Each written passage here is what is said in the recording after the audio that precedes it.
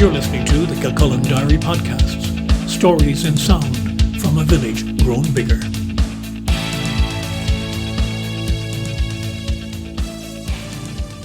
Hello, I'm Brian Byrne. When the first lockdown happened almost a year ago, owner of the Kings and Towns drama studio, Rani Grennell, like many other such businesses, switched her classes to online. But she was missing out on classes in local schools and other elements of her work, so she developed a new direction as an English language tutoring school for people overseas.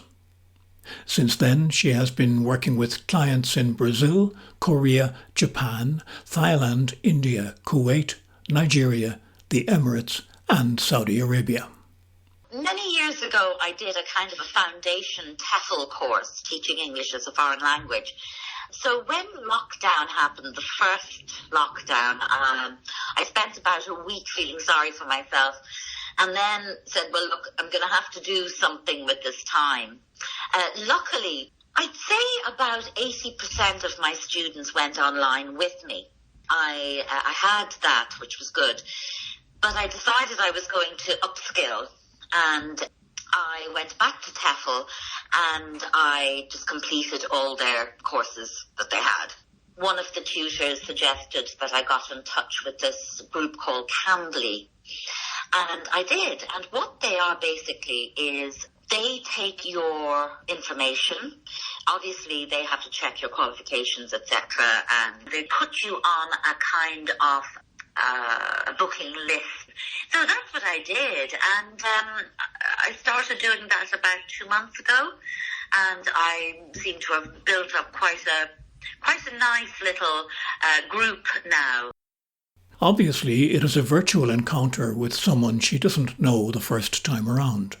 So Rani has a system which gives her some advanced knowledge before there's the online meeting.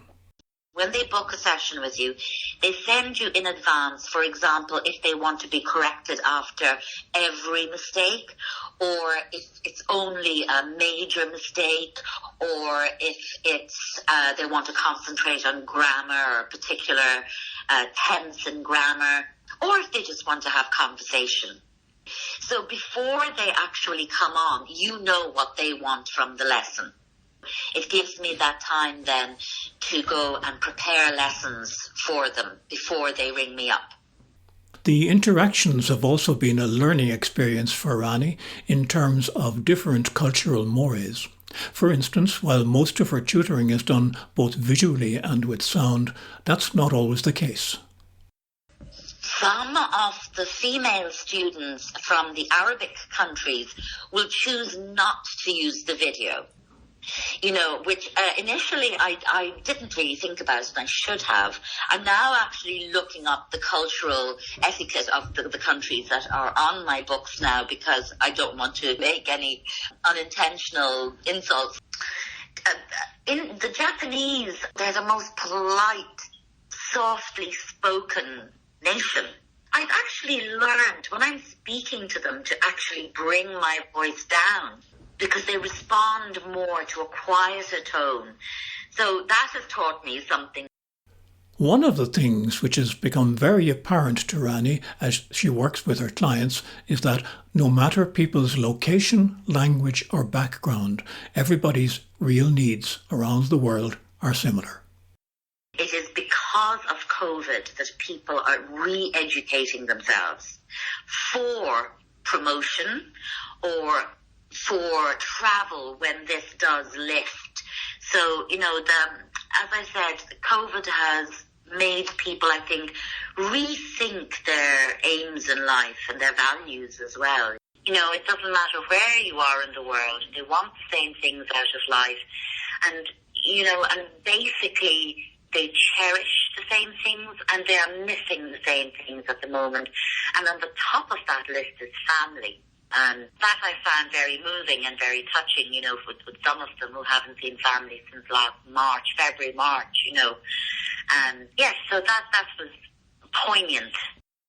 Building on her new experiences teaching English globally, Rani is now offering a similar service to people here in Ireland for whom English is not their first language. In certain professions, happens, for example, in hospitals, if someone has a doctor from another country, sometimes people find it quite difficult to understand what they're saying, although they're speaking in English. And also, in generality, I felt that if any of them felt that they wanted to improve the spoken word, that, this is what I'm doing in these other countries. And, in learning these people's names and in the places they live in, they are so particular about how you pronounce their names and the cities that they live in.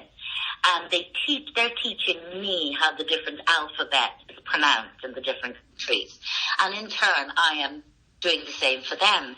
And I think that leaving aside any kind of inverted snobbery about, how your THs are pronounced or your D's and T's and whatever, leaving aside that, there is a sense that if you speak the language correctly, as in pronouncing the consonants and the vowels properly, you will be better understood in whatever field you're in. So that was my reasoning, really, and thought, well, it could work and I'm going to try it.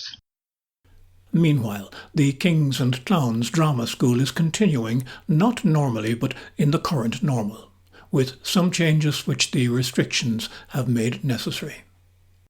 We had to change our actual course because, it was all very group orientated. And also I've stopped doing exams with them because the exams went online with the Academy, and the Academy, in fairness, are doing a very difficult job very well. But I just felt that my students and their parents, when we did it last year, were under great stress. Yeah. So I decided that this year we weren't going to do the exams and we were just going to have a bit of fun and use what we have learned, hopefully. So instead of doing all those exams and the group activities, what we do online is, for example, last term, each student made a documentary. And we learned a little bit about documentary making, and they did interviews, they filmed sections, and they learned how to research. So I'm still in the process of editing their documentaries.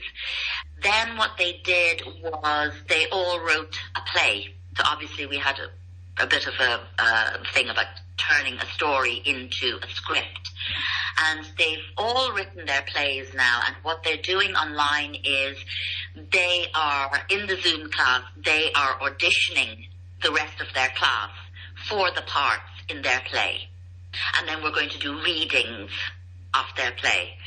The other thing they're doing at the moment is we're doing public speaking. So they've got about 5 different topics, which we're all researching together. It's everything from UFOs, do they exist, to the care of the elderly in your community, and I can't remember all of them now. So we've got several topics which they actually chose, and we're researching them, and then each of them will prepare a speech on one of the topics for 3 minutes.